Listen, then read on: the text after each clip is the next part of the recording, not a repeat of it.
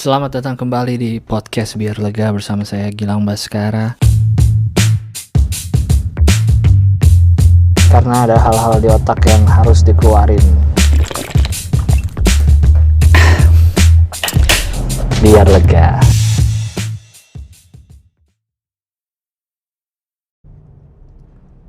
Selamat datang kembali di podcast Biar Lega bersama saya Gilang Baskara. Hari ini, episode kali ini tentu saja telat karena ini aja direkam hari Jumat. Tentu saja telat karena direkam hari Jumat, karena kemarin tidak sempat, jadinya baru sempat merapat. Maksa ya. Ini untuk episode tanggal 21 Mei kemarin. Biasalah gue ngerasa wah ini tahun ini minggu ini bisa tepat waktu lagi nih, nanti malam ini gini-gini ngerjain, nggak sempet. Dari hari Selasa tuh Rabu deh gini-gini, nggak sempet, akhirnya baru sekarang. Dan karena kebetulan gue ada keperluan harus keluar, jadi sudah lama tidak di mobil bikinnya, ini sekarang di mobil lagi. Dan memang gue juga udah terakhir keluar kapan ya, seminggu lalu kali, atau ya hampir seminggu lah. Terasa sih lebih ramai minggu ini. Kemarin Senin bokap gue juga bilang terasa lebih macet jalanan sekitaran rumah. Lebih ramai ini juga sih. Apa mungkin pengaruh tanggal merah, pengaruh mepet lebaran, udah mau lebaran orang jadi lebih belanja atau apalah. Nggak ngerti deh gue. Tentu gue tidak murni menyalahkan orang-orang yang keluar kayak ke bandara, ke McD, ke yang mudik, yang ke mall Ciledug, yang ke pasar yang kemarin rame itu di mana, di Bogor apa di mana gitu, di Bandung juga pasarnya ada yang rame. Tentu gue tidak murni menyalahkan warganya, tapi juga yang harus disalahkan adalah regulatornya alias pemerintah, atau ya siapapun lah regulator aparat pemerintah yang harusnya menegakkan peraturannya gitu. Karena menurut gue yang jadi masalah di negeri ini, wah gila, asik ya, kayaknya gue udah paling ngerti gitu. Tapi emang bener sih, apapun masalah, nggak usah tentang PSBB, apapun yang lu pernah lihat masalah, coba lu cari peraturannya, ada semua peraturannya. Ya entah soal terobos lampu merah, ya soal nggak pakai helm, ya soal motor naik trotoar, ya soal PSBB, apalagi nih ada aturannya. Semua tuh di Indonesia ada aturannya sebenarnya. Yang kurang adalah penegakan menurut gue. Iya, kesadaran juga kurang. Kesadaran dari kita nih. Gue sih nggak ngomong warga Indonesia, gue juga termasuk warga kok. Mungkin gue juga pernah lalai. Penegakan menurut gue yang kurang. Penegakan plus kesadaran yang kurang adalah kombinasi buruk terhadap kemajuan suatu negara. Ntar ya, bayar tol dulu nih, berisik.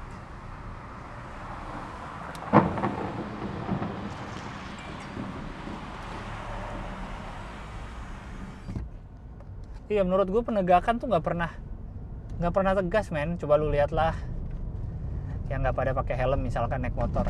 Paling kalau ditilang kalau pas ada razia.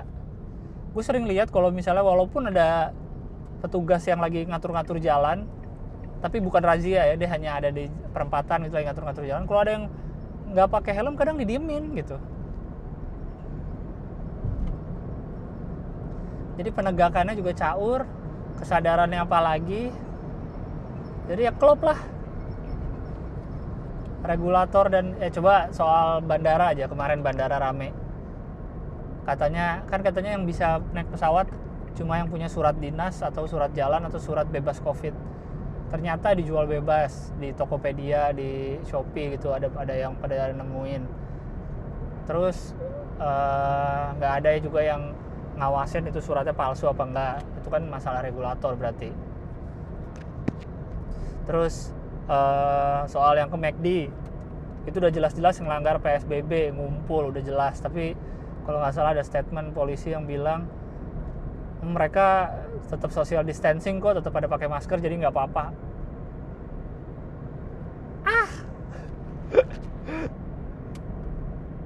Pusing nggak sih lau? Kayak gitu. Ini dua kombinasi buruk lah. Nggak usah soal PSBB, soal apapun coba pikirin aja, coba peraturan apa atau sesuatu apa yang sering dilanggar di negara ini.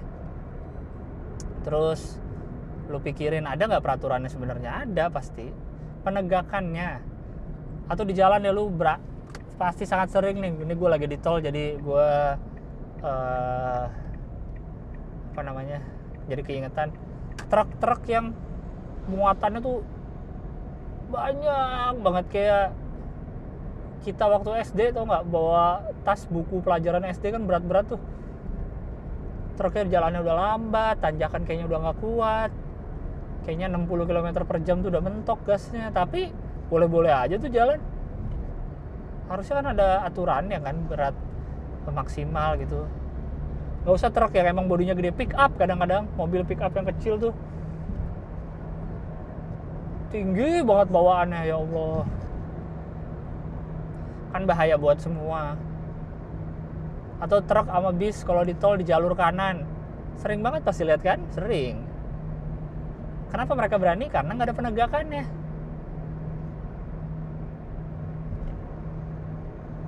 Jadi gimana ya, pusing. Jadi kalau ada yang dengar sebagai warga, harap sadar.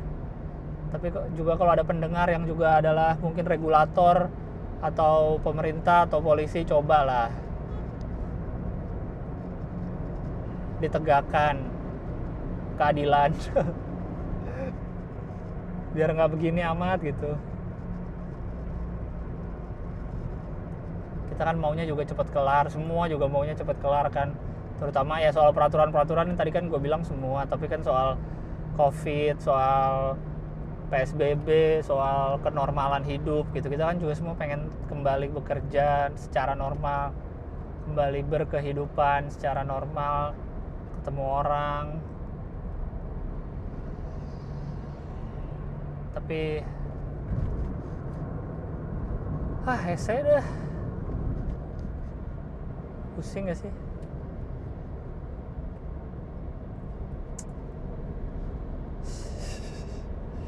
Kayak clueless, ini benar-benar clueless sih gue soal, terutama ya soal sekarang ini ya, COVID dan lain-lain. Clueless kapan gitu kelarnya. Terus masa udah ada, gue nggak tahu itu keluaran resmi, tapi kayak udah ada jadwal kehidupan normal gitu. Tanggal berapa Juni udah rumah ibadah boleh dibuka, tanggal berapa Juni tempat umum, mall apa boleh dibuka. Kok bisa udah nentuin buka-buka kapannya tapi belum tahu COVID-nya selesai kapan gitu loh. Kemarin aja baru lonjakan tertinggi kan, dalam sehari hampir 1.000 orang kena. Kok bisa gitu, udah ngerencanain akan buka tempat ibadah bla bla bla kapan, tapi penyakitnya hilangnya belum tahu, kan aneh. Saya sangat gemas tau nggak dengan semua ini. Bener sih ya, nggak usah tenaga medis yang ngerasa nyesek karena mereka tiap hari panas pakai APD, putting their life on the line dengan ketemu hadap-hadapan, sentuhan langsung dengan para pasien gitu, jemput para petugas ambulan segala macam. Ini deh orang-orang yang bela-belain bulan puasa nggak boleh ke masjid untuk ibadah. Jumatan udah 2 bulan lebih nggak bisa Jumatan di masjid untuk ibadah rame-rame jamaah. Kumpul keluarga mudik udah nggak bisa. Tapi kok orang ke mall Ciledug bisa, tapi kok orang ke McD bisa, kayak gitu. Jadi orang tuh kayak, what? Jadi untuk apa gue nahan-nahan nggak bisa ibadah di masjid gitu? Sama-sama tempat umum. Bingung kan? Bingung. Regulatornya juga kayak nggak gerak gitu.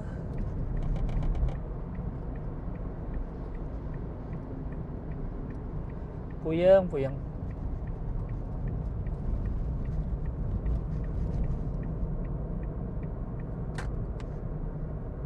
Ntar lagi juga mall katanya kan mau dibuka di Jakarta nih. Kita lihat nih seberapa kuat orang Jakarta nih nyinyirin orang Ciledug.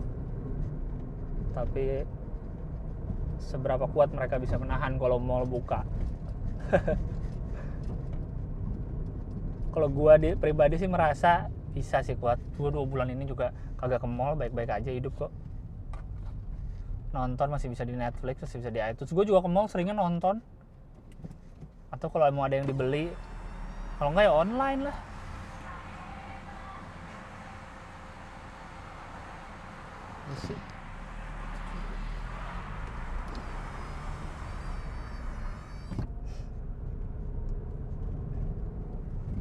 Kayak gitu. Pusing ya dengan berkehidupan sehari-hari aja di Indonesia sudah pusing kan melihat warga dan pemerintahnya. Ternyata di zaman Covid ternyata memang saat krisis kebuka, bener yang waktu itu gue pernah bahas di episode Topeng ya, kebuka udah semua ini, semakin bobroknya semakin kelihatan. Emang goblok semua orang Indonesia kecuali gue, ya gak? Lu merasa gak sih lu pinter sendiri di negeri ini? Gue sih sering ngerasa gitu. Kayaknya gue pinter sendiri ya gitu. Ini kok orang-orang pada begini ya? Ya gak? Emang goblok-goblok orang-orang tuh, kecuali kita. Aduh.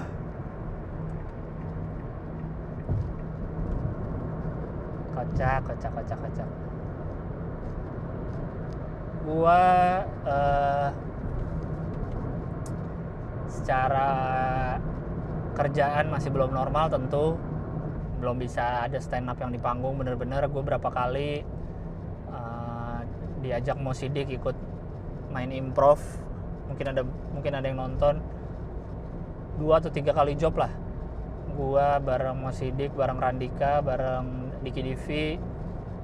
Lumayan berapa kali kerjaan via Zoom atau via live IG, tentu dengan bayaran yang tidak seperti biasanya, jauh lebih kecil.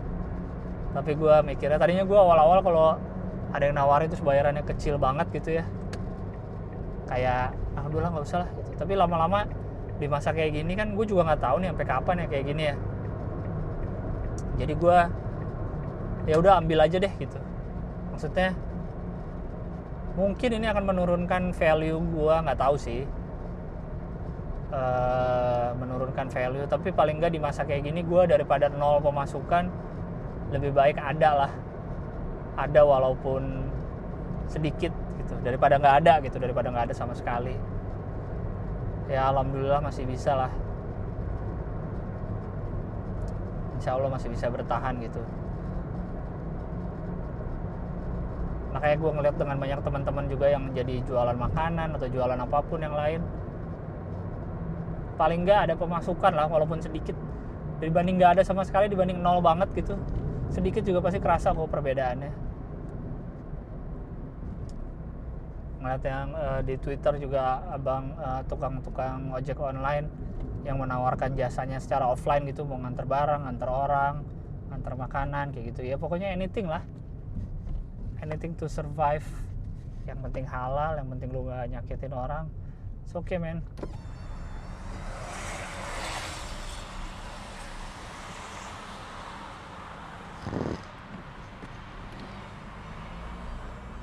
Cing, bayar tolnya 3 kali gue dari tadi. Astagfirullahaladzim, padahal gue masih ke Jakarta juga ini.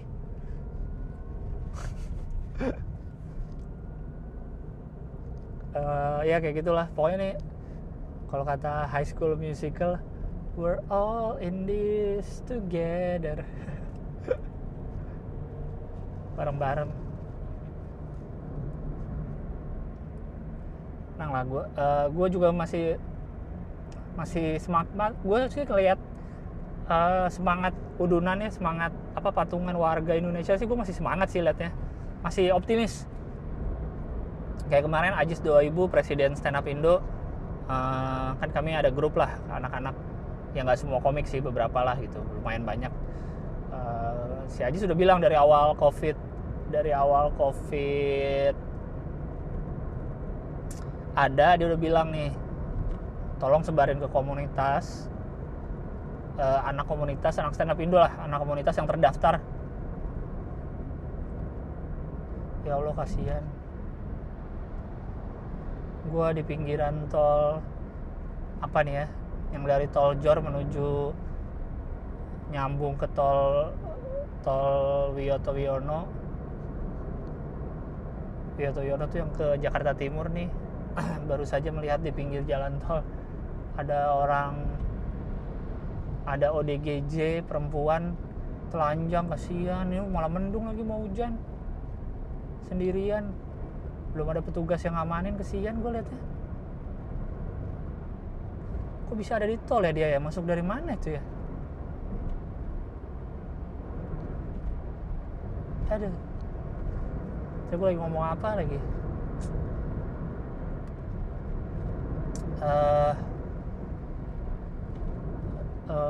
Apa tadi? Oh ya, Ajis dari awal wabah ini merebak gitu, dia udah bilang kalau apa namanya? Kalau ada anak komunitas, ada komik yang keuangannya terganggu, yang ya pokoknya ekonominya terganggu lah di masa Covid ini, lapor ke Ajis, nanti Stand Up Indo akan memberi bantuan gitu, secukupnya gitulah, memberi bantuan.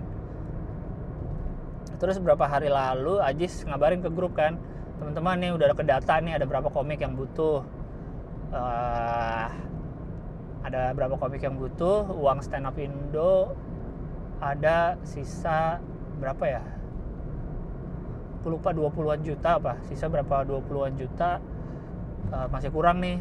Yuk yang mau patungan ke nomor rekening ini gitu, yang mau patungan, karena targetnya tuh sampai berapa, gue lupa, 60 juta apa. Terus terakhir Ajis ngasih kabar patungan, Ajis ngasih kabar ternyata patungannya udah nyampe 80 juta. Gokil anak-anak.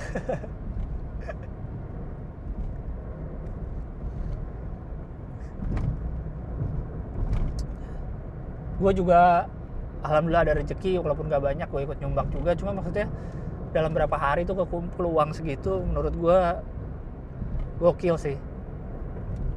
Itu yang selalu gue syukuri dari tempat gue berada nih, Stand Up Indo. Itu yang selalu gue syukurin. Wah, hujan. Itu yang gue syukurin. Karena kami komik-komik ini, siapa lo sebut komik yang besar banget, kecuali Radit ya. Radit memang jalan sendiri. Dari awal emang udah terkenal dia. Semua komik tuh mulainya dari komunitas gitu. Kami tuh dari komunitas dulu, akhirnya jadi ada yang terkenal, jadi ada yang apa segala macam. Tapi semuanya sama-sama bergerak dari komunitas gitu. Nggak ada komik yang udah terkenal dulu banget baru gabung komunitas gitu. Nggak ada yang kebalik gitu. Mungkin kalau gue lihatnya beda sama musisi gitu. Musisi kan mungkin sendiri-sendiri aja gitu jalannya, sampai akhirnya ketemu baru bergabung atau apa. Kalau kami komunitas dulu, jadi kami tetap rasa berkomunitasnya gitu ya, rasa berkeluargaannya tuh masih nomor satu gitu, masih itu yang duluan. Kami kalau yang belum tahu ya, kalau kan komunitas suka bikin nama acara Stand Up Night, itu acara komunitas. Kami kalau acara komunitas di komunitas manapun pasti harganya jauh lebih beda dari kalau kita corporate segala macam, karena ibaratnya kalau ke komunitas tuh mengabdi lah ke Stand Up Indo. Ya nggak gratis juga, tetap ada bayarannya, tapi jauh lah. Kalau untuk yang nggak ada sponsor ya, kadang-kadang ada Stand Up Night yang pakai sponsor gede juga. Tapi untuk yang nggak ada sponsor, kami dengan senang hati kalau jadwal kosong, kalau memungkinkan pasti mau ngisi gitu. Dengan budget yang pasti kami sesuaikan untuk harga komunitas. Kayak waktu lokal stand up day tahun lalu, lagi-lagi gue bikin podcast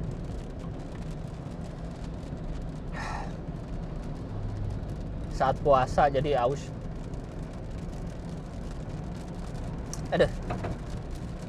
Lokal stand up day tahun lalu budget ada nih, dapat gede sih Ajis. Cuma Ajis bilang ini kerjasamanya sama komunitas lokal stand up day, jadi semua penampil harganya disamaratain,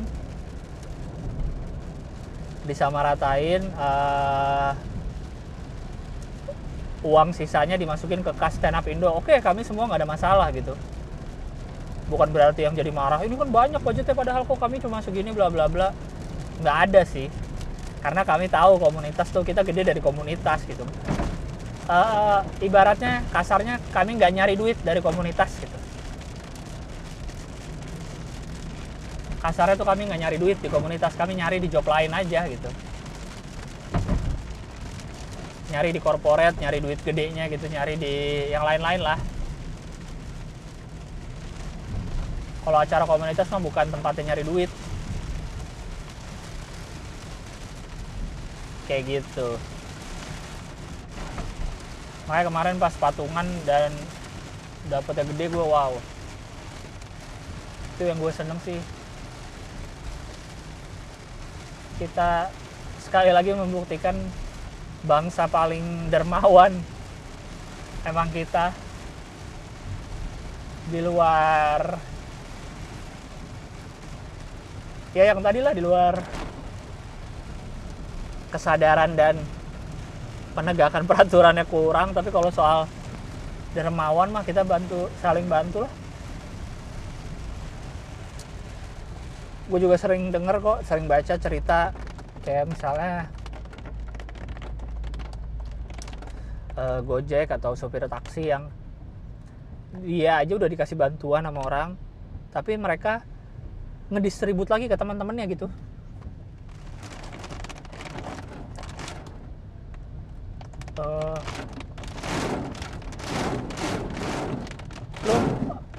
Aduh, astaga, gue lagi nyetir di bawah tol, tapi pas, jadi ini kan di atas ada tol Wiono nih, apa, astagfirullahaladzim.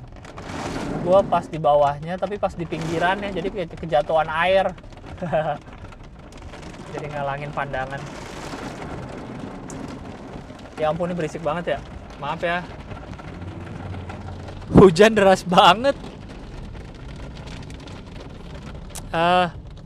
Iya, mereka aja udah dikasih bantuan, tapi mereka tetap membantu lagi ke yang lain gitu. Kalau gue liatnya ini semakin membuktikan jikalau lu kalau mau ngasih orang tuh bukan perkara lu kaya, emang lu mau ngasih aja gitu. Gue yakin banget orang yang suka memberi, orang yang dermawan tuh bukan berarti dia kaya. Kayak kan orang suka, ya dia enak sih kaya, ya Bill Gates enak kaya, dia bisa nyumbang buat malaria jutaan dolar. Ya lu kan gak perlu nyumbang jutaan dolar, men. 10.000 juga udah nyumbang itu, 2.000 juga nyumbang.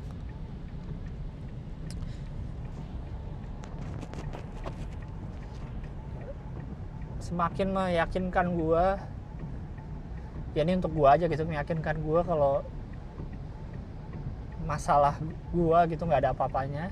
Terus masalah miskin itu lebih ke masalah mental. Miskin tuh lebih ke masalah mental sih, bener.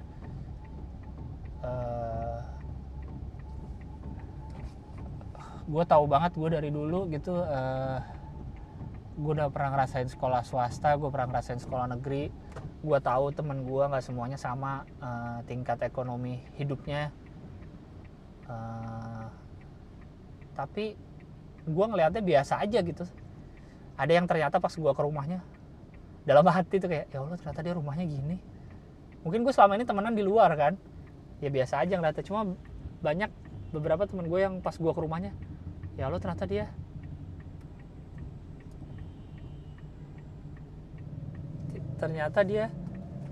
toiletnya nggak ada pintunya gitu, ya Allah. Pintunya yang masih pakai kayak triplek digeser-geser gitu. Selama ini gue temenan di luar ya nggak tahu kan gitu. Tapi biasa aja gitu gue ngeliatnya, dianya bersikap gitu ya, menempatkan diri di tempat-tempat gitu. Nggak pernah merasa minder, nggak pernah ngerasa nggak punya uang, nggak pelit. Karena lu pasti punya dong teman-teman lu yang lu tahu dia punya banyak duit tapi pelit. Sekali lagi itu membuktikan kalau dermawan, memberi, neraktir itu bukan masalah banyak duit, itu masalah mau apa enggak. Iya gak sih? Punya dong lu pasti temen yang perasaan nih orang duitnya banyak dah, kok pelit dah si anjing. Ya Allah, gue jadi ngomong kasar nih. Berkurang puasa gue dah. Kayak gitu, gue juga jadi semakin yakin kalau menjadi dermawan, menjadi baik, menjadi pemberi gitu, itu bukan perkara lu banyak duit apa enggak, perkara mau apa enggak aja gitu. Gue semakin mempercayai itu.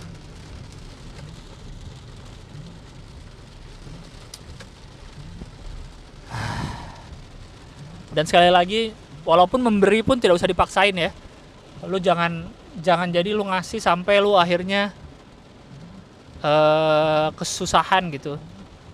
Jangan, walaupun sering dibilang kalau lu memberi lu akan makin kaya, lu memberi lu akan makin rezeki lu makin banyak menurut beberapa agama gitu kan. Ya tuh paling gak di agama gue, tapi jangan menjadikan itu sebagai lu perhitungan dan menagih kepada Tuhan. Karena ya kan suka ada yang bilang kan, matematika Tuhan dan matematika manusia tuh jangan disamain gitu. Takutnya nanti kalau lu misalnya lu ngasih 10 juta gitu, habis nyumbang 10 juta, terus uang lu nih udah berapa bulan kok uang gua malah makin dikit ya, terus lu malah, Tuhan mana nih katanya, malah lu jadi marah gitu ke Tuhan. Katanya kalau ngasih itu 10 kali lipat dibalikin, katanya kalau ngasih rezekinya makin banyak. Mana nih Tuhan, aku udah ngasih 10 juta kok, uangku malah makin aku malah makin miskin. Kalau bisa jangan kayak gitu ya. Cobain aja memberi seikhlasnya. Lebih baik sedikit tapi lebih baik banyak tapi ikhlas daripada dikit tapi nggak ikhlas. Cobain.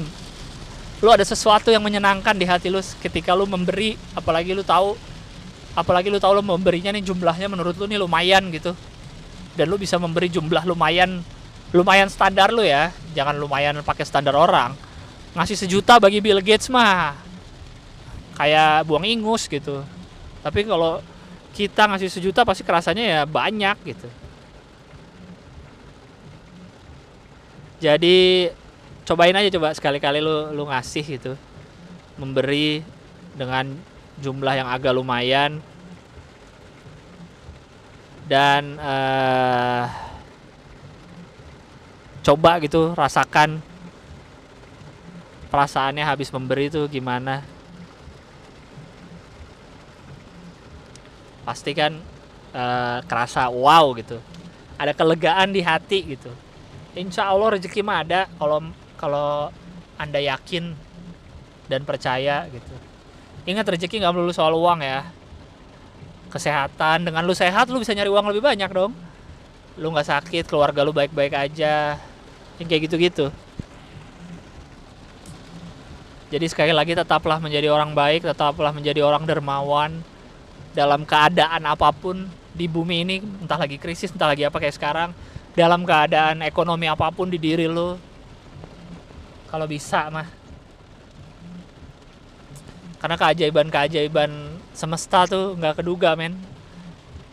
Entar lu tiba-tiba ada yang bantuin saat lu lagi susah, tiba-tiba ada rezeki datang apa segala macam gitulah. Oke, gue udah mau nyampe tujuan sih. Kayaknya juga udah lumayan panjang.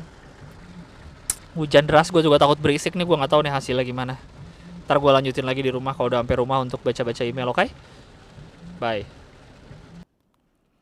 Oke, ini lanjutannya baru mau gue rekam. Dan sekarang sudah Jumat malam. Jadi kayaknya ada kemungkinan baru diupload Sabtu dini hari atau nanti Sabtu sahur ya. Biasaan deh. Tadi gue ada yang lupa mau gue omongin tadi. Oh iya, lagi-lagi 2020 membawa korban apa ya. Dapat kabar lagi gue berapa hari lalu, tukang sate ada namanya Bang Mamat yang biasa keliling di komplek rumah gue baru meninggal. Berapa hari lalu, nggak tahu sih meninggalnya kenapa. Jadi tukang sate itu Bang Mamat tuh udah kenal sama nyokap gue dari zaman nyokap gue kecil, waktu di komplek rumah gue ini.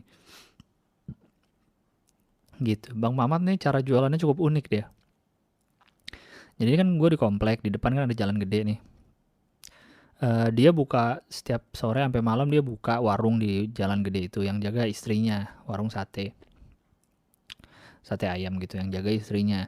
Nah beliau Bang Mamat keliling naik motor keliling komplek gue sambil teriak sate, teriak-teriak keliling naik motor. Jadi dia nggak bawa sate, dia keliling aja naik motor. Jadi nanti kalau ada yang mau beli, misalnya rumah gue panggil, bang beli 20, oke. Nanti dia nelfon istrinya ke warung, masak 20, udah dia tinggal keliling lagi, keliling, udah dapat banyak pelanggan, balik ke warungnya ke depan, ambilin pesanan orang-orang itu, tinggal keliling lagi nganterin, gokil. Dia sudah menjadi GoFood sebelum ada GoFood, jadi GoFood untuk dagangannya sendiri. Bang Mamat, suaranya tuh khas banget, suara teriaknya. Kalau ada yang teriak, udah tahu tuh pasti suara nih Bang Mamat nih gitu.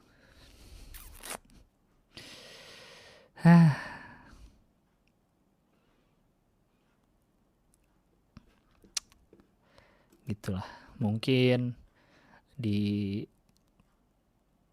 atas sana sedang dibutuhkan tukang sate untuk ngasih makan, untuk makanan Glenn Fredly, makanan Didi Kempot di sana. Rest in peace Bang Mamat. Oke, lanjut baca email ya. Tadi yang sesi pertama berapa menit ya? Gue lupa lagi. 20 berapa ya? 28 apa ya? Duh, males ngecek. Ya lah segitulah pokoknya. Oke, aduh banyak banget emailnya lagi. 35, ya Allah. Tumpukan dari yang minggu lalu juga ada yang belum kebaca. Bodoh. Wah, panjang judulnya nih. Halo Gilang, may this email reminds you what you've done, even from the smallest thing, it means a lot for many as their biggest need. Wah, ini pasti serius nih. Dari omongannya ini pasti serius nih. Dari judulnya sudah terasa serius. Halo Gilang, subuh ini 9 Mei. Wah, udah cukup lama ya. 9 Mei diriku pertama kali banget dengerin podcastmu. Nggak pernah ngikutin sebelumnya. Hehe, walau baru pertama, I decided to send this email as my deepest gratitude. Kutulis email ini setelah ku dengar podcast episode 52, Hitam Putih, dan episode 50, Topeng. Episode 51 diriku skip dulu, entah kenapa hati lebih tertuju ke episode 50. Ternyata benar aja, di episode 51 ada pendengarmu yang kirim email curhat kangen ibu yang sudah meninggal dari SD kelas 2. Dan sekarang dirinya lagi galau quarter life crisis. I can so relate to her story karena papaku juga meninggal waktu aku kelas 2 SD. 2 tahun kemudian mamaku married lagi tanpa minta persetujuanku karena masih anak kecil umur 7 tahun kali ya. Jadi ya udah mereka jalanin aja tanpa tanya-tanya diriku dulu. 6 tahun kemudian SMP kelas 9 papa tiriku juga meninggal. Papa tiriku baik sih, tapi tetap aja nggak bisa bonding, nggak deket sampai beliau meninggal. Sedih sih, kayak agak nyesel, tapi akhirnya ya udah kehidupan berlanjut dengan begitunya. FYI, papa kandungku meninggal karena mental health dan bunuh diri. Wow. Dari kelas 2 SD sampai sekarang umur 24 tahun, I've grown up without father figure, sekalipun pernah ada sosok papa tiri tapi kan gak deket. Yang semakin memperburuk adalah karena papa kandung meninggal bunuh diri. Alhasil diriku jadi korban bully dari SD kelas 2 dan terus berimbas sampai pertumbuhan remaja. Wow. Kayak apa rasanya kelas 2 SD udah dibully karena orang tua gitu, bukan karena kamu sendiri. Wow. As a grown up lady, sekarang diriku juga lagi ngerasain quarter life crisis, dan iya suka ngebayangin kalau masih ada papa. How's life now ya, jatuh bangun dalam karir, kehidupan yang berjalan gak mudah, sangat berasa banget butuh papa, dan ngebayangin kalau papa mungkin lebih tenang, kalau ada papa mungkin lebih tenang, lebih punya teman curhat, karena aku picky banget juga gak gampang bisa cocok cerita sama orang. Dan quarter life crisis ini membawaku berada titik mau pindah ke Bandung sendirian, memulai kehidupan baru di sana sambil menenangkan diri. Mungkin setelah pandemi ini. But still not sure dengan segala pertimbangan karena jabatan di organisasi kerjaan, mama dan adik yang berada sama diriku sekarang. Dan sebagai yang pernah kuliah dan ngekos di Bandung, what do you think? Bandung is a nice city. Is it a must try to live there? Hehe, iya kalau menurut saya mah. Pokoknya kota yang menurut gua asoy untuk ditinggali. Gue nggak tahu sih karena pernah tinggalnya di Bandung doang, yang benar-benar tinggal gitu ya. Cuma yang gue seneng sih Bandung, Jogja, Malang sejauh ini. Bandung karena adem, enak, kotanya nggak gede.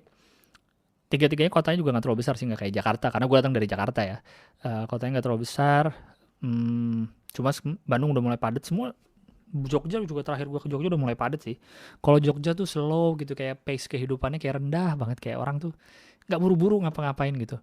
Kalau Malang tuh kayak gabungan keduanya, dinginnya Bandung, lebih malah kadang-kadang slownya Jogja bergabung di Malang kalau menurut gue ya. Maaf ya kalau email ini kepanjangan. Ya ini sesuai nama podcastmu aja biar lega, biar keresahan ini tersalurkan. Benar kata email dari pendengarmu yang bilang, kita pada email ke dirimu tuh bukan karena nggak ada kerjaan, but because the little thing you did means a lot for us. Wow. Nggak sih, gue tetap menganggap nggak ada kerjaan kok. Dan ada juga emang orang-orang yang sukanya lebih milih curhat tertulis ke orang asing kayak gini. Karena nggak bisa atau karena sulit percaya curhat sama orang terdekat yang udah dikenal. Biar lega dan keresahan ini tersalurkan aja. I stop this writing by what I don't want to promise you ya. Hehe, nggak janji bakal jadi pendengarmu yang setia dan yang selalu dengerin tiap minggu. I just wish setiap dengerin podcastmu walau ada kerandoman waktu yang entah kapan, tapi pelajaran hidup yang didapat nggak akan random dan akan tetap sesuai kebutuhan nanti. Wah, pelajaran hidup dong dari orang ngebacot gini.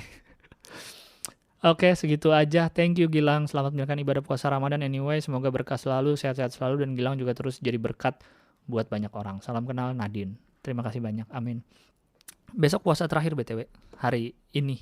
Kalau ini tayang Sabtu, hari ini puasa terakhir. Jumat ini adalah taraweh terakhir. Oke, email berikutnya. Terhalang sahabat. Assalamualaikum Bang, gue nulis email ini sambil dengar podcast lu yang episode 51. Gara-gara ada yang ingetin soal kata-kata lu, yang lebih bahaya itu rasa penasaran bukan mantan. Gue jadi pengen ngirim email ini. Sebut aja O. Gue cowok sekarang kelas 11 SMK di Jakarta. Gue sahabatan bertiga, 2 cowok 1 cewek. Sebut aja si cewek dan cowok W dan P. Wanita dan pria gitu ya. Bang, sekarang gue lagi suka sama sahabat gue si W. Menurut lu, W itu yang cowok yang cewek lah ya.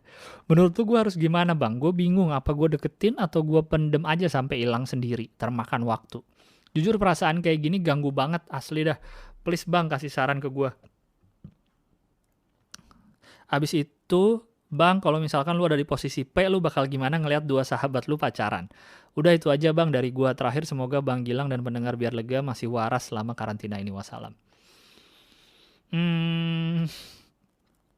Kalau gue pernah nggak ya posisi gitu ya? Kayaknya enggak sih. Kalau gue nggak tahu sih. Kalau penasaran banget, gas aja sih. Kalau suka sama tuh cewek, masa mau lu tahan sih?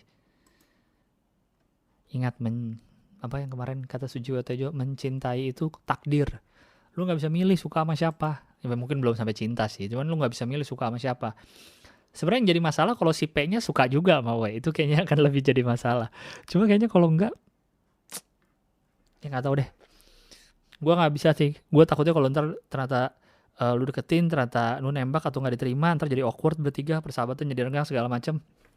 Intinya gini, yang sering gue bilang juga, jangan sampai ada penyesalan dalam hidup. Itu aja intinya. Lu pikirin baik-baik, jangan sampai nyesel. Apakah gue akan nyesel kalau gue tembak?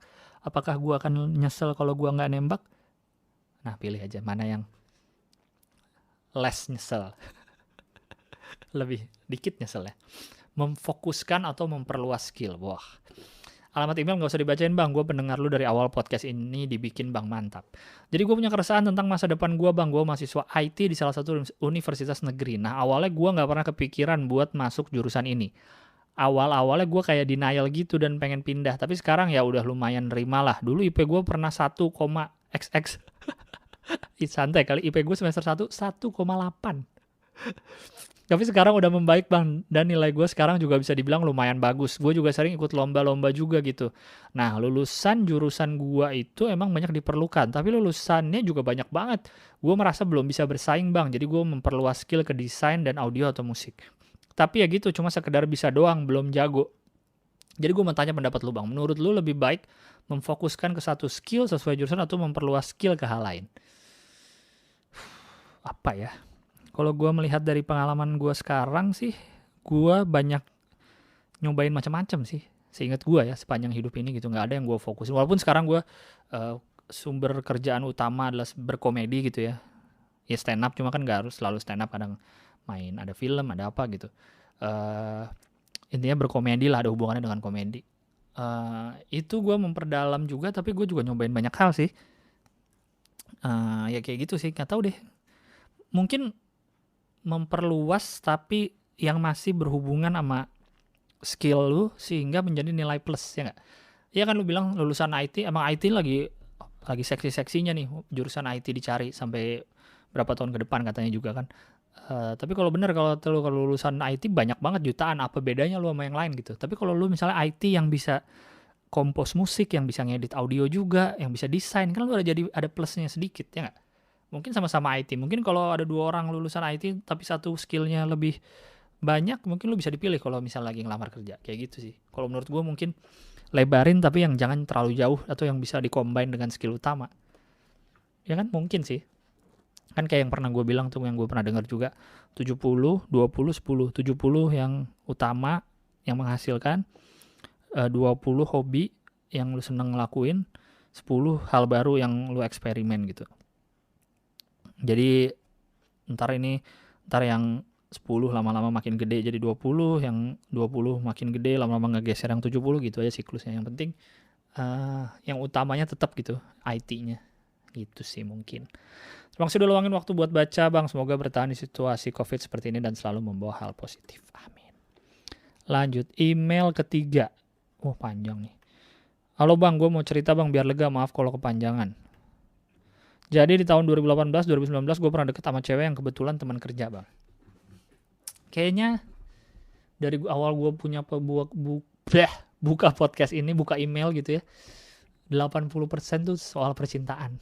Ini dari awal aja udah gue pernah deket sama cewek soal percintaan pasti. Makanya gue bilang di masa muda tuh, masa gue juga ngalamin gitu di masa muda, belasan sampai 20 awal yang bikin hidup naik turun tuh karena suka sama cewek, masalah percintaan gitu. Karena kan belum mikirin kerjaan, belum mikirin, ya nggak tahu sih kalau yang lain ada masalah di luar itu, entah keluarga, entah apa gitu. Tapi yang lebih banyak bikin naik turun kehidupan tuh pasti percintaan. Nggak ada mikirin dulu gue presiden, politik, kagak ada zaman dulu, ya nggak? Ini juga pasti. Ini tapi ini teman kerja deh yang udah di tempat kerja. Selama deket setahun itu hubungannya gue rasa baik-baik aja, nggak ada masalah yang berarti lah. Hubungan antara kami juga kayak orang pacaran, walaupun tidak ada semacam nembak dan diterima gitu. Cuma kami kayak orang pacaran, dia juga bilang nggak ada orang lain selain gue yang sedekat ini. Sampai suatu saat dia ngajak makan malam di luar. Acara makannya baik-baik aja, kami cerita banyak lah, kayak orang ngedate aja gitu. Besoknya pas gue menyatakan perasaan gue yang sebenarnya, iya biar memastikan hubungan kami, dia tiba-tiba not responding. Singkat cerita dia bilang ada orang lain, pacarnya dia bilang. Yang gue simpulkan orang itu lebih, dalam tanda petik, lebih dari gue yang sekedar buruh pabrik. Waduh.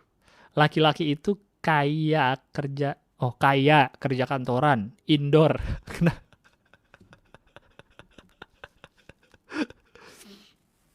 Kenapa indoor menjadi salah satu patokan kalau orang itu lebih keren? Emang kerja outdoor nggak boleh keren? Indoor, parlente. Lah kira-kira itu yang gue simpulkan. Soalnya setelah itu, informasi yang gue dapat dari beberapa sumber terpercaya, dia blokir semua sosial media gue, Bang. WhatsApp, Facebook, Instagram diblokir sampai sebulan atau 2 bulan lalu lah. Itu juga nggak ada respon apapun. Mungkin kayak udahlah, udah lama ini nggak usah blokir lagi lah, cerita lama nggak penting. Oh, jadi dari sejak 2019 itu diblokir, baru dibuka 2 bulan lalu. Wow.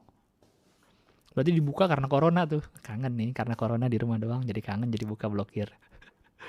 Nah, karena ini menurut gue begitu mendadak, gue sempet drop di kantor, Bang. Pendiam tiba-tiba dari orang yang banyak omong, kerjaan gak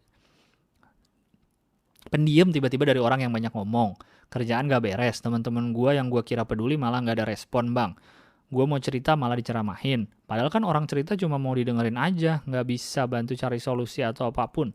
Cukup didengerin kan udah cukup, menurut gue gitu, Bang. Lalu gue simpulkan semua kejadian itu di hidup ini tuh nggak semuanya akan baik-baik aja. Nggak bakal lempeng-lempeng aja. Bakal nemu masalah dan lo cuma sendirian. Nggak ada yang peduli, teman-teman lo ada cuma pas senang doang. Pas sedih mereka nggak ada yang mau tahu. Fuck lah, Bang. Lo fuck tapi emotikonnya ketawa. Kalau gua rasa gua kayak karakter Gaara di anime Naruto. Wah, gua nggak nonton Naruto lagi. Gua yang dulu itu kayak Gaara yang sudah Gaara apa Gara bacanya, itulah ya. Gaara yang udah kenal dengan Naruto lalu punya banyak teman. Lalu gua yang sekarang adalah Gaara yang belum kenal sama Naruto dan benci sama orang sekitar. Iya, menurut gua gitu, Bang. Gue bahkan gak ragu buat terus terang ke temen gue yang baik pas ada maunya aja. Temen gue ada yang cuti sebulan, lalu karena gue nggak tahu kenapa cuti, gue WhatsApp isinya masih hidup. Teman kerja ada yang nggak berangkat kerja lalu posting makan-makan, gue katain bangsat. Dan semacamnya lah. Bukan karena gue benci sama mereka, tapi cuma mau bilang apa adanya aja yang gue rasa, kurang lebih begitu. Ya nggak apa-apa, lu jujur berarti. Bukan jahat, tapi jujur. Tambahan bang, dia kerja di kantor bareng gue sampai akhir tahun 2018. Lalu keluar kerja, gue bantu carikan kerjaan sampai dia diterima di tempat kerjanya yang sekarang. Bisa dibilang sampai nyaman kerjanya sekarang. Lalu gue ditinggalkan begitu saja. Jadi timelinenya gue ditinggalkan begitu saja pas dia awal-awal kerja di tempat barunya. Jadi timelinenya gue ditinggalkan begitu saja pas di awal-awal kerja dia di tempat barunya. Oh ya, pas dia pindah baru ditinggalin kan. Sorry ceritanya berantakan bang, secara garis besarnya gitu. Gue sekarang alhamdulillah sudah berdamai dengan kasus ini. Gue melanjutkan hidup, kerjaan juga lanjut, cari cewek lagi, dan semacamnya bang. Menurut lu gimana bang? Menurut gue apanya? Kan udah bilang lu udah lanjutin hidup, udah mau cari cewek lagi, kerjaan juga lanjut. Terus gimana apanya? Ya udah bener lah. Apapun yang terjadi, emang bener hidup jalan terus. Gak nungguin nih, hidup gak diem. Ah ini orang lagi sedih, diem dulu deh. Waktunya gitu, umur diem dulu, ntar lanjut lagi deh kalau orang ini udah seneng lagi, kan gak gitu bro. Maaf kalau emailnya berantakan, ya gak apa-apa. Santai aja bro.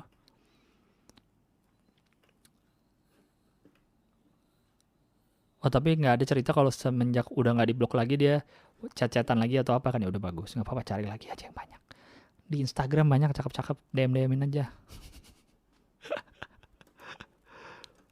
Lanjutan yang kemarin. Siapa nih?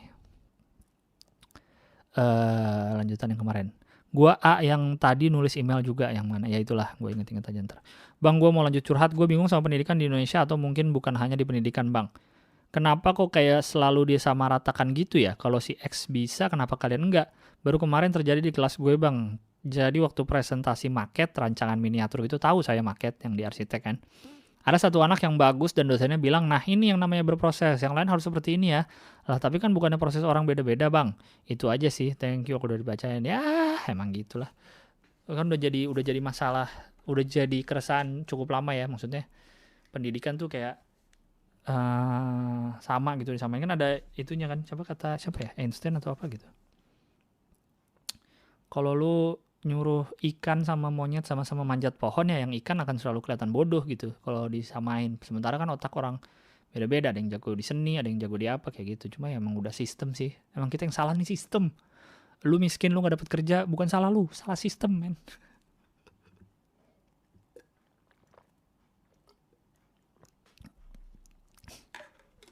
Jadi ya udahlah. Susah sih, semua juga pakai nilai, sekolah, kuliah. Berdasarkan nilai semuanya. ABCD harus sama, harus bagus ya. Ya kuliah masih mending sih. Sekolah tuh yang lu harus semua dipelajarin lah gitulah, pusing. Nanya aja. Menurut Bang Gilbas, apa itu jodoh dalam tanda petik dan jodoh di tangan Tuhan? Hehe, terima kasih. Maksudnya gimana? Apa itu jodoh? Ya iya, gue juga percaya kok jodoh di tangan Tuhan. Pokoknya gue percaya yang sudah digariskan itu kan mati, hidup, mati, dan jodoh. Dan rezeki. Iya enggak? Kalau di Islam itu kan kodo dan kodar. Kalau mati itu kan pasti kan. Mati pasti. Mau lu hindarin mau kayak apapun, kalau lu udah digarisin mati umur 76 misalkan, ya udah lu akan mati umur 76 gitu. Kalau jodoh dan rezeki tapi dia tipenya harus dikejar. Emang udah diporsiin nih, jodoh buat lu ini, rezeki buat lu. Cuma kayaknya kalau lu diem aja juga lu gak akan tiba-tiba ada yang gaji 20 juta sebulan gitu kan. Kalau lu yang gak pernah ngapa-ngapain, lu nya diem kayak gitu. Jadi saya mempercayai jodoh di tangan Tuhan, tapi tetap manusia. Tuhan tidak akan merubah suatu kaum kalau kaum itu tidak berusaha dulu. Kan begitu katanya. Jadi iya di tangan Tuhan bener. Jadi tinggal Anda berusaha sampai Tuhan melepaskan jodoh itu dari tangannya, memberikan kepadamu. Dan rezeki juga. Drama kos-kosan.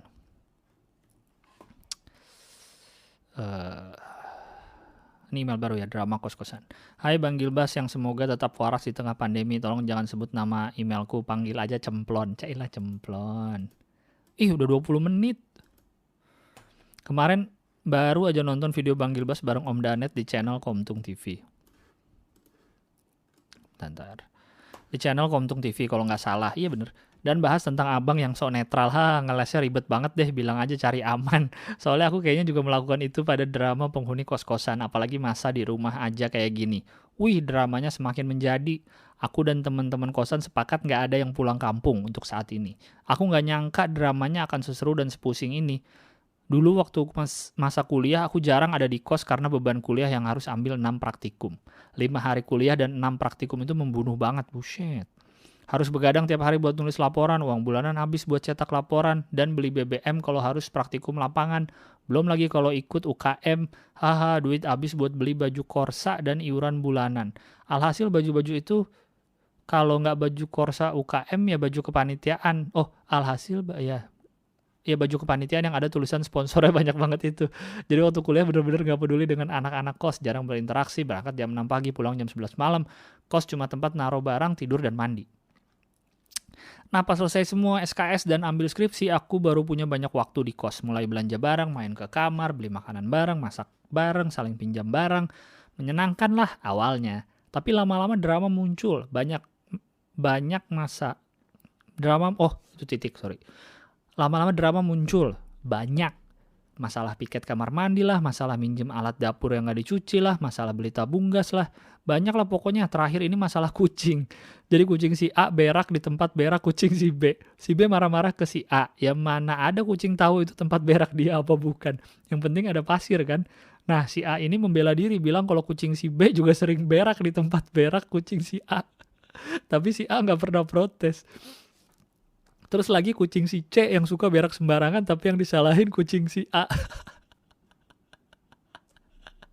Si B sama si C ini kayak CS-an gitu bang. B sama C sama-sama CS-an untuk memojokkan A. Ya Allah. Masalahmu ternyata masalah kucing, lucu banget. Lalu aku ya tetap temenan sama semuanya. Belanja bareng si A, ngobrol dan bercanda bareng si B, nitip beliin galon sama si C. Semacam cari aman ya. Lah aku emang gak ada masalah sama mereka kok, kecuali ya ada yang cari masalah sama aku sih. Kayak kemarin tuh pacarnya salah satu temen kos. Datang ngerokok, terus puntungnya dibuang di pot tanamanku. Wah marah lah aku. Terus aku itu ada yang ngambil tanaman seraiku tanpa bilang. Padahal aku juga ada di deket situ lagi masak. Terus ngambil serainya itu merusak lagi. Aku sih gak apa-apa ya kalau dia minta aku bakalan ngasih. Yang penting tuh bilang. Orang normal tuh gak bakalan berani pegang barang yang bukan miliknya. Apalagi ngambil. Itu huruf caps lock semua tuh, marah dia nih. Bener sih. Wah jadi marah-marah, astagfirullah. Sekian ya bang, terima kasih udah baca. Semoga sukses pada apapun yang Bang Gilbas rencanakan. BTW kalau lagi dengerin abang bacain email pendengar, aku juga suka ikut komentar loh, meski gak kedengeran juga. Hehehe. Buat pendengar podcast biar lega, tetap semangat ya, badai pasti berlalu. Pada akhirnya semua akan baik-baik aja, jadi jangan menyerah ya. Peluk jauh semua, salam Cemplon.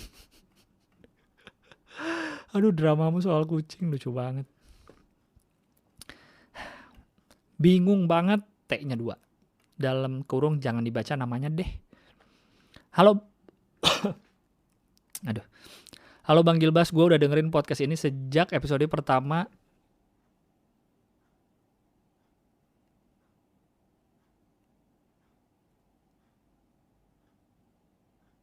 Ya Allah.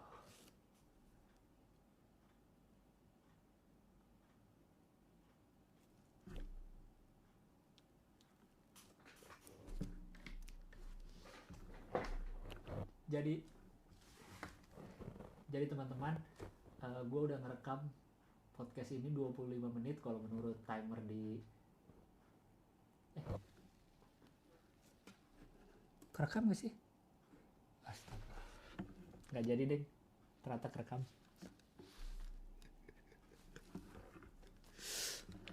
Astagfirullahaladzim.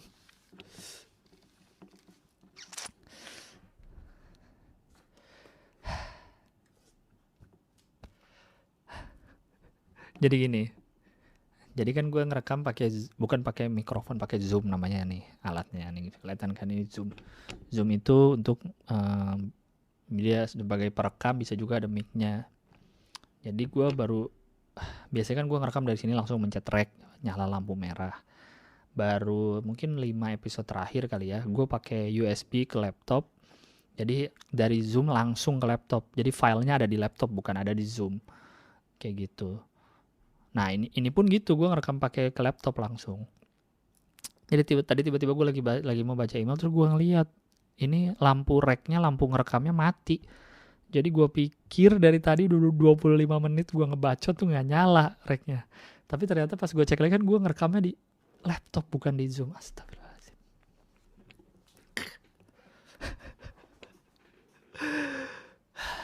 Tell me.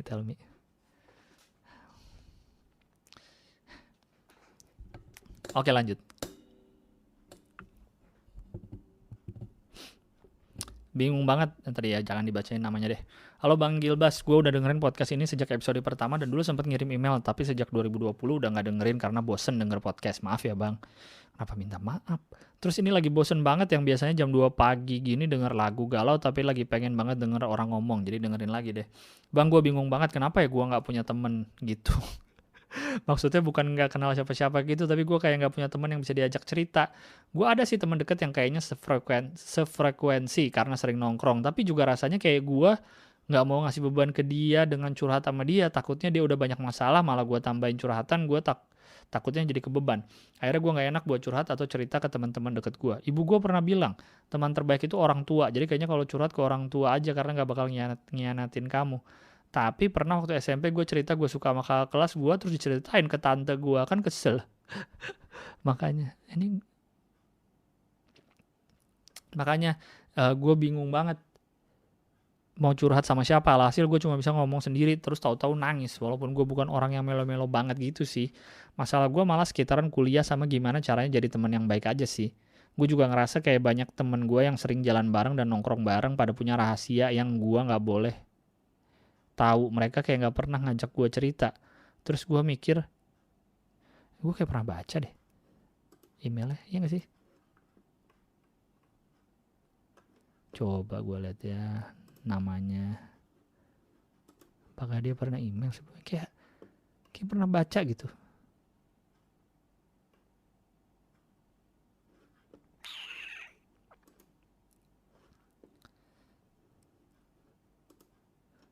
Oh iya bener. Kenapa lu email lagi 2 kali? Kayak masalahnya sudah pernah denger. Kamu nih aneh. Pasti dikira yang pertama gak dibaca ya, email 2 kali ya. Please deh, emang emailmu sepenting itu harus dibaca sampai lu email 2 kali. Aku kayak pernah baca tadi ceritanya. Oke, lanjut. Yang tadi berarti gak usah dilanjutin ya. Puasa ke-19 subjeknya. Jangan dibaca nih alamat emailnya. Selamat pagi, siang, malam Bang. Mau tanya dong biar lega. Apa maksud open mic dan close mic itu apa? Soalnya sering denger Bang Gilang ngomong gitu tapi gak pernah tahu artinya. Terus pernah lihat di video stand up ada yang tanya kenapa Bang Boris close mic. Itu gak tahu maksudnya apa. Jadi gini.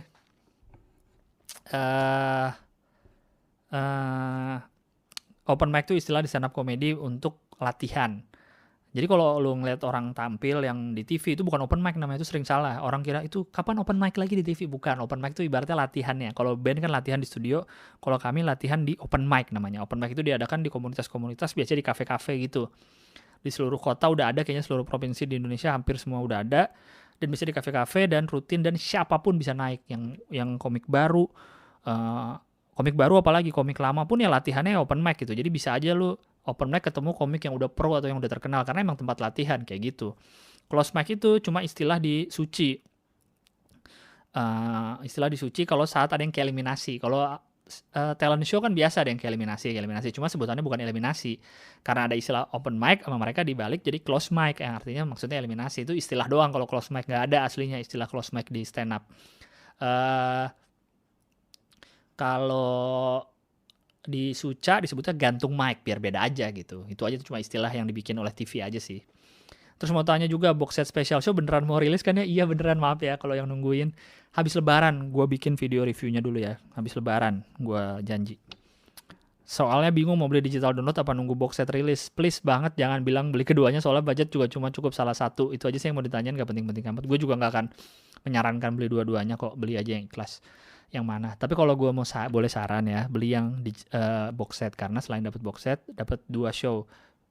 Show yang Jakarta full plus opener 3 orang sama show yang di Bandung. Show yang di Bandung tuh materinya sama yang di Jakarta, tapi yang Bandung tuh kan gue duluan di Bandung. Jadi versi lebih raw, versi lebih mentah. Tentu nggak semuanya yang Bandung gue tampilin karena kan materinya sama. Ada beberapa momen-momen yang terjadi di Bandung yang nggak terjadi di Jakarta tentunya. Kayak ada mic mati lah, ada segala macem lah gitu. Harganya memang lebih mahal tentu yang box set. Kurang lebih 2 kalinya lebih lah sama yang digital download. Tapi kalau lebih pengalaman lebih lengkap, beli yang box set ya. Alright. Tungguin habis lebaran, janji akan segera saya jual. Makasih email udah dibacain, maaf kalau kepanjangan. Ya, semoga Bang Gilang dan semua pendengar podcast Iberga diberikan kesehatan dan kebahagiaan setiap harinya. Wow, amin. Lanjut, mohon Bang Gilang. Ya Allah, gede banget tulisannya. Mohon, apa kapital semua. Bang Gilang, gua Arik, pakai Q, Arik pakai kol-kolah tuh. Dari Sleepy, ya Allah, dari Sleepy udah kayak lagi nelfon kuis nih. Penting banget ya.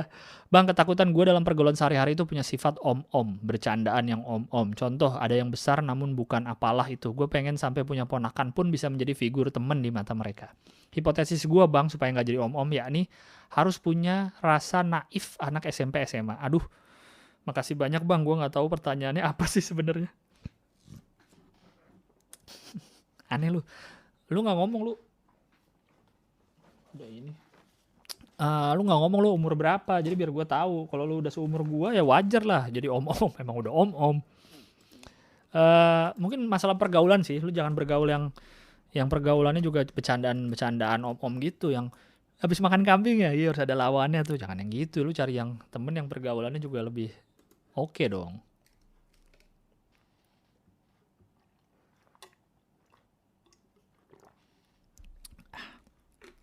Udah 30 menit nih, ntar lagi lah gak apa-apa ya, agak panjang. Kalau social distancing udah selesai, aku mau ke House of Tea. Wow, kenapa gitu ya? Oh, ini yang tadi email nih. Ini yang tadi email soal dia bilang yang tadi dia baru, yang Nadine tadi yang dia bilang dia baru dengerin podcast gue, terus bilang ada semua yang diomongin tuh bisa ada little things yang itu lah tadi. Oke, halo Gilang, maaf dalam minggu ini aku udah 2 kali kirim email. Ya dimaafin. Maaf, aku pengen banget kirim email email ini setelah denger podcastmu yang judulnya See You Again, dan cerita itu berarti almarhum sahabatmu Cebi yang meninggal tanggal 26 Januari itu ya. Sumpah gue semalam apa 2 malam lalu gitu, lagi main HP di kasur, tiba-tiba keinget Cebi, sumpah tiba-tiba brek aja keinget Cebi, langsung diem gue. Anjing, Cebi udah meninggal ya gitu. Tiba-tiba keingetan, masih kayak ada rasa gak percaya gitu. Langsung gue doain, udah kaget aja tiba-tiba keingetan. Cebi lagi ngapain? Cebi lagi sepedaan pasti. Itu tepat hari kedua Imlek. Mungkin beda cerita sama kamu, tapi hari itu tanggal 26 Januari aku juga ngerasain sedih yang rasanya berat. Imlek kemarin aku males banget dan gak mau ikut kumpul keluarga. Males yang lebih ke arah udah ketakutan berlebihan duluan dan bawaannya sedih aja. Kalau lagi kumpul keluarga gitu kan pasti ada aja anggota keluarga yang suka basa-basi nanya kehidupan pribadi. Nah di situ aku gak nyaman, males, dan udah takut duluan karena sepanjang 2019 kemarin sampai masuk 2020 itu ada hal-hal gak baik yang aku alamin. Jadi aku udah ketakutan duluan, takut saudaraku pada tanya-tanya masalah yang ku alami dan aku jadi makin sedih. Aku cuma ikut kumpul keluarga sebentar banget hari itu dan aku langsung pamit pergi ke Bandung. Iya, aku udah rencanain pergi ke Bandung aja sama teman-teman hari itu. Udah prepare tiket kereta dari hari-hari sebelumnya. Pikirnya ke Bandung bisa relax, refreshing, tapi ternyata enggak. Malah kepikiran mama karena gak pernah aku Imlek malah pergi kayak gitu. Pergi sedih, gak pergi males, takut, sedih juga. Keretaku malam loh, jam 10 malam baru berangkat. Aku udah di stasiun dari siang, udah pengen nyendiri aja bawaannya. Sebelum ketemu teman-teman yang janjian ngumpul di stasiun. Udah pengen nyendirin aja bawaannya sebelum ketemu teman-teman yang janjian ngumpul di stasiun. Sampai Bandung besok subuhnya baru baca cerita Kobe Bryant dan anaknya meninggal. Ya ampun, itu malah jadi kayak trigger yang bikin makin sedih, kepikiran perasaan bawaannya nggak tenang terus. Dan lagi besoknya pas pulang dari Bandung, Jakarta, 90% perjalanan hujan deras banget. Jadilah kepikiran kalau keretanya kecelakaan karena hujan deras ini gimana ya. Alhasil intinya Bandung kala itu memang menghasilkan foto-foto bagus, ketawa barbar sama teman-teman, tapi sesungguhnya hati ini sangatlah ambiar, Cila.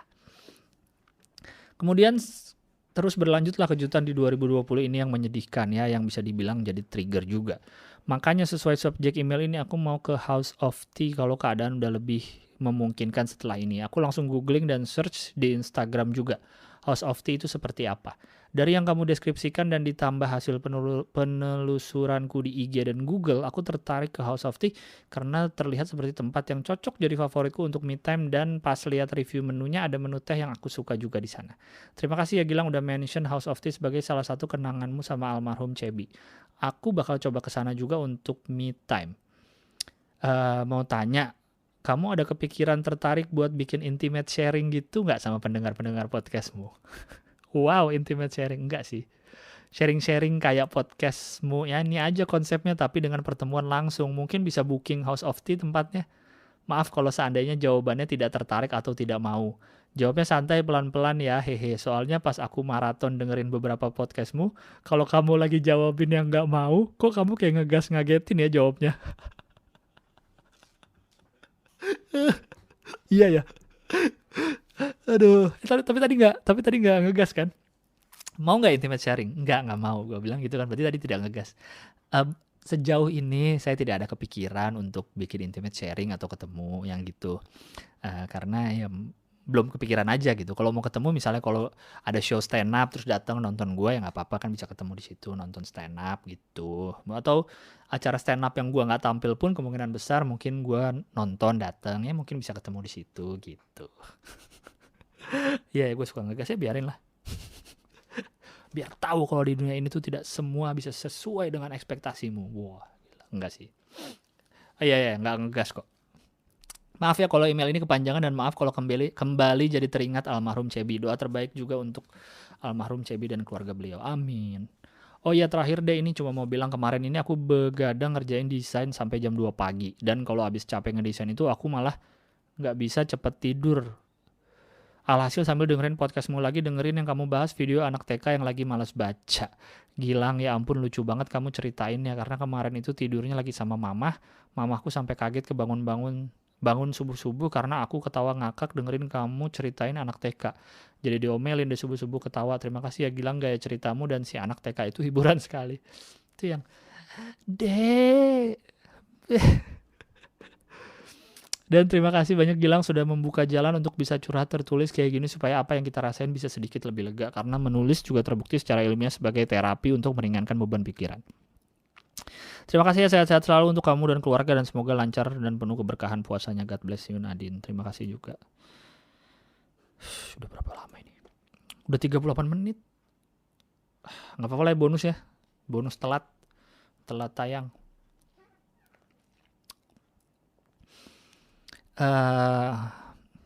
Apa emang dia bukan jodoh aku ya? Wah, jodohnya gitu.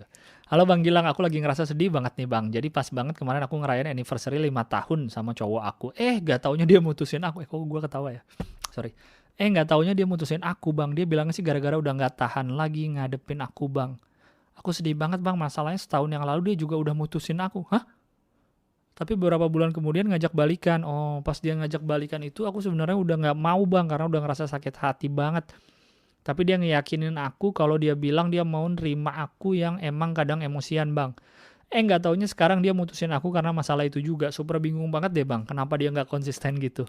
Oh iya Bang, jadi pas aku putus pertama setahun yang lalu, kebetulan aku memang berdoa banget sama Allah untuk ditunjukin apa memang si cowok ini jodoh yang terbaik buat aku apa enggak. Ternyata aku putus. Dan pas putus kedua kali ini kebetulan aku juga habis sholat istikharah gitu Bang. Soalnya aku ngerasa ada sesuatu yang bikin aku belum yakin gitu Bang. Kebetulan emang kita udah ada rencana mau nikah kan. Oh. Dan ternyata aku putus lagi Bang sama dia. Menurut lu Bang, apa emang ini jawaban dari doa-doa selama ini ya Bang? Tapi kalau emang dia bukan jodoh gue, sedih banget sih Bang. Soalnya gue sama dia udah 5 tahun pacaran. Kenapa lu nanya ke gue ya? Lu kan doa sholat istikharah kan ke Allah. Terus lu nanya ke gue, apa ini jawaban dari doa-doa gue ya Bang? Masa gue yang jawab? Gue pernah bilang, gue pernah nanya ke seorang teman gitu yang gue percayalah ilmu agama dia oke gitu. Gue tanya soal, tahu dari mana nih? Kalau kita minta sama Tuhan gitu, tahu dari mana? Kita sudah mendapat jawabannya gitu. Ini jawabnya dalam cara apa sih? Dalam bentuk apa gitu Tuhan gitu ya. Kalau kata teman gue, kalau ada keraguan-raguan di hati lo, itu adalah cara Tuhan ngingetin gitu. Misalnya lo mau pilih antara beli Honda Beat sama F1 ZR gitu misalkan ya. Terus lo, aduh ya Allah, terus lo sholat istikharah, ya Allah yang mana pilihanku ya, Honda Beat atau sholat istikharah. Terus lo nggak tahu, terus lo mikir udah besok beli F1 ZR gitu, tapi dalam hati aduh kalau boros gimana ya kalau. Nah mungkin keraguan itu adalah cara Tuhan untuk menahan, bukan, maksud jawabnya adalah Honda Beat gitu. Mungkin ya, kata teman gue gitu, keraguan-raguan itulah salah satu tanda dari Tuhan. Kan katanya kan Tuhan menjawab permintaan manusia dengan 3 cara. Dengan ngasih langsung, dengan ngasih jeda waktu lama baru dikasih, atau tidak dikasih tapi memberi yang lain yang lebih baik. Katanya kan gitu. Jadi ya dipekain aja kira-kira semesta memberimu jawaban apa ini. Terus kalau emang bukan jodoh sedih bang, soalnya sama dia udah 5 tahun pacaran. Ini kayaknya sering terjadi ya di orang-orang ya. Nggak cuma soal pacaran kali ya, soal barang kayak udah 10 tahun punya terus aduh sayang kalau mau dijual, aduh sayang kalau mau dikasih orang gitu. Ya gue nggak tahu sih bisa disamain gak ya antara pacar dan barang. Tapi kan intinya adalah suka banyak orang yang sayang sama sesuatu untuk melepaskan hanya karena durasi gitu. Ya tentu kalau pacaran gak cuma durasi ya, pasti ada kedalaman gitu di dalam pacaran itu. Mungkin kalau gue sih mikirnya gini sih, sesuatu yang lu jalanin dengan senang hati, waktu yang lu habiskan dengan senang hati adalah bukan waktu yang sia-sia gitu. Apa tuh yang gue pernah denger, time you enjoy wasting is not wasted times gitu. Jadi kalau saat 5 tahun lu bahagia, lu dapat pelajaran hidup banyak, lu jadi orang yang lebih baik, lu jadi tahu soal pacaran lebih baik, lu jadi tahu soal orang, lu jadi tahu tentang diri lu, mungkin lu jadi banyak dapat pelajaran, lu dapat banyak dapat hadiah, mungkin dapat barang, udah 5 kali ulang tahun tuh. Lu dapat 5 kali ulang tahun, 5 kali anniversary pasti dapat hadiah dong. Lu udah dapat mungkin banyak nonton film sama dia, banyak jalan-jalan ke banyak tempat. Itu kan sesuatu yang positif semua. Jangan bilang aduh sayang banget udah 5 tahun, tapi 5 tahun itu lu dapat apa aja gitu. Kalau memang bukan jodoh lu kan dalam 5 tahun dapat banyak pelajaran, dapat yang bisa dapat banyak hal-hal positif ya kalau emang menyenangkan. Kalau gue asumsinya udah sampai 5 tahun dia masih menyenangkan loh. Dapat hal-hal positif yang mungkin bisa membuat lu menjadi orang lebih baik saat nanti ketemu jodoh lu yang beneran. Gue nggak tahu ya kalau ini bukan jodoh, ya nggak tahu lah. Ya intinya jangan sampai ada penyesalan. Ya. Kalau lu ninggalin dia nyesel nggak? Kalau lu sama yang baru nyesel nggak? Kalau lu nggak ninggalin nyesel nggak? Hanya Anda yang bisa menjawab. Makasih ya bang udah mau bacain curhatan gue ini. Semoga bang Gilang dan keluarga sehat selalu ya bang. Terima kasih.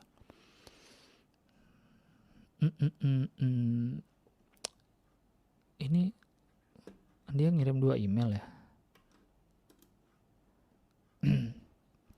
Oh ini email yang lama, dia nge-reply di email yang lama. April, oke.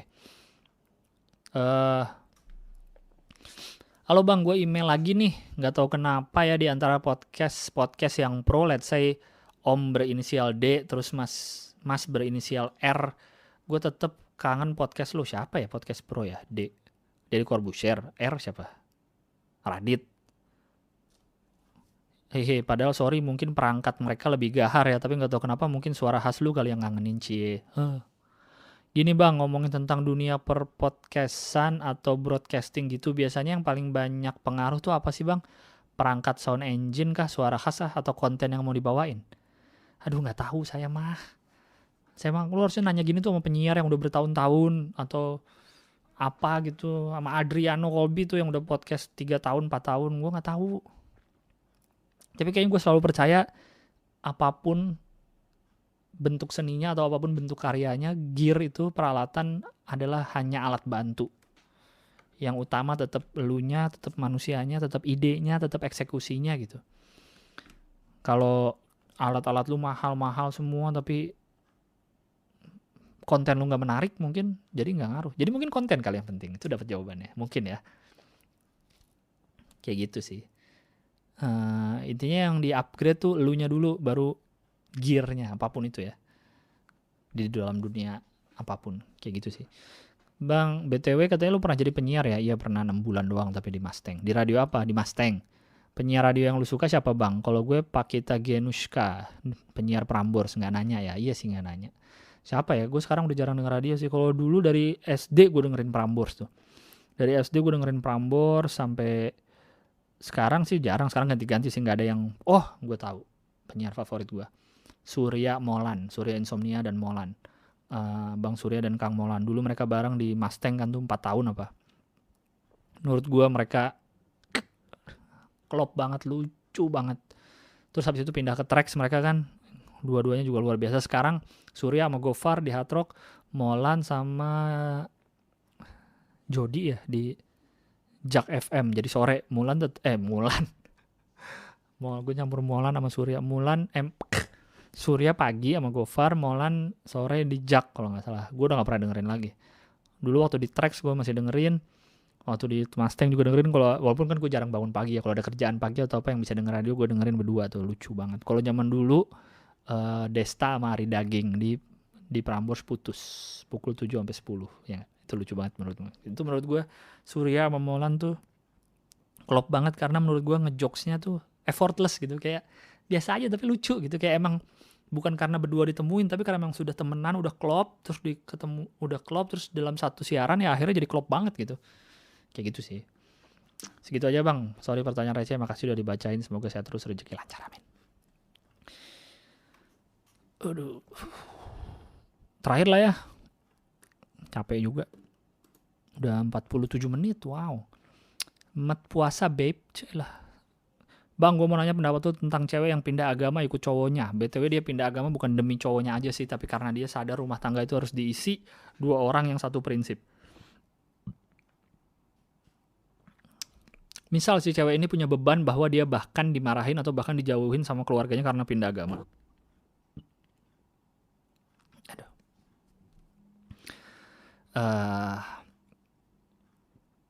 Tapi sebelum ambil keputusan itu, si cewek udah memenuhi tanggung jawabnya sebagai anak, seperti bantuin sekolah adik, bantuin memenuhi kebutuhan ortu, sehingga ortu nggak perlu kerja lagi dan tetap peduli dan sayang sama keluarganya. Cuma sekarang dia agama udah beda aja sama keluarganya. Egois nggak sih dia untuk ambil keputusan itu?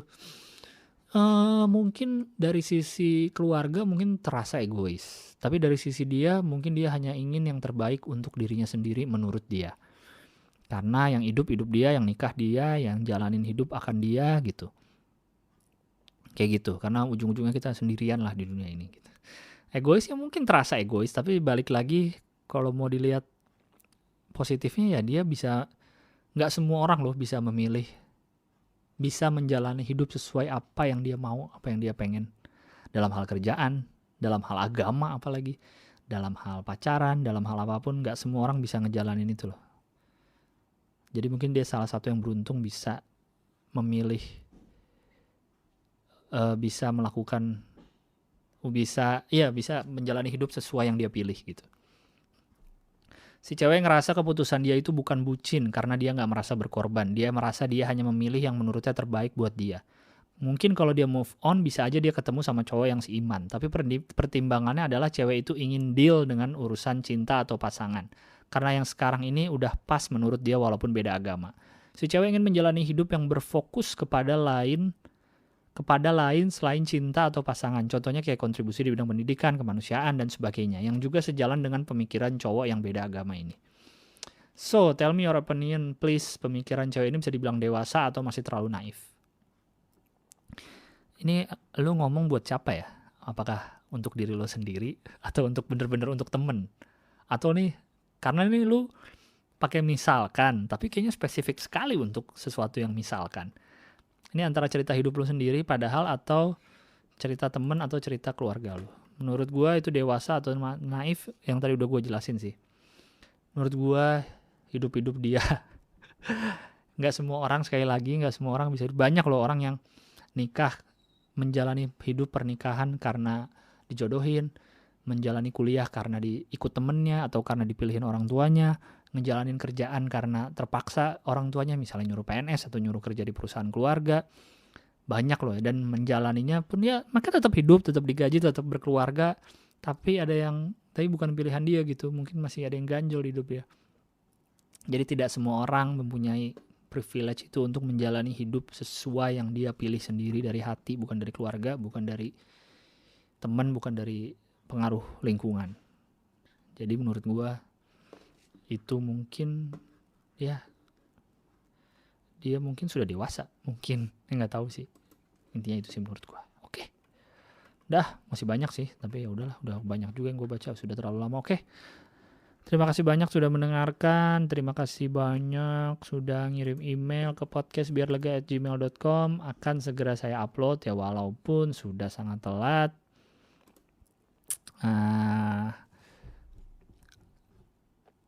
Selamat Lebaran, 2 hari lagi. Yang nggak Lebaran selamat liburan. Walaupun selama ini juga udah WFH sih, jadi ya mungkin di rumah-rumah aja juga. Ya, jangan mudik dulu, karena tidak mudik tetap asik. Aduh, lucu banget lagu itu ya. Lucu banget. Sekali lagi selamat Lebaran, maaf lahir batin, mohon maaf kalau gue ada salah-salah kata di sini. Pasti banyak sih salah-salah kata, termasuk yang kalau ngegas ya biarin aja lah. Siapa suruh lu email ke orang asing.